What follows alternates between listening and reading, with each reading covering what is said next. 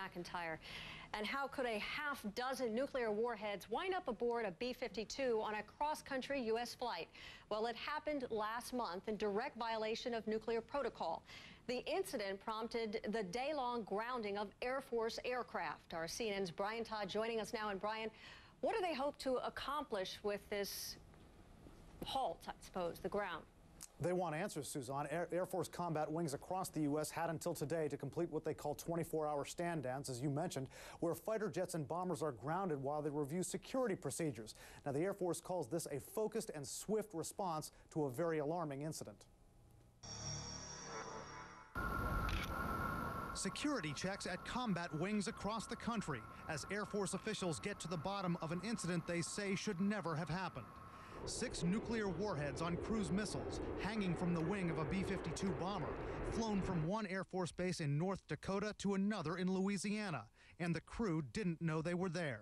The Air Force maintains very high standards of safety and precision, and so any deviation from those standards is taken very seriously. Current and former Air Force officials tell CNN the public would not have been in danger, even if the plane had crashed. These weapons would not have been able to detonate. We have permissive action links, other safety mechanisms. The president has to release the codes for the weapons. But experts say with the missiles hanging on the wing, nuclear warheads inside them, if there was impact, it scatters the plutonium that's inside the warhead.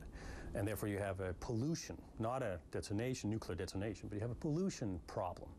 Because of accidents several decades ago, experts say nuclear weapons haven't been flown on U.S. combat aircraft for nearly 40 years. They're transported in cargo planes or over land.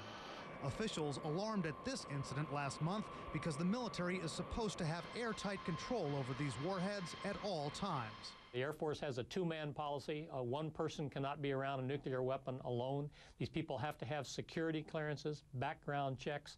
Checks that are so tight, they include what medications are used by the personnel guarding the weapons.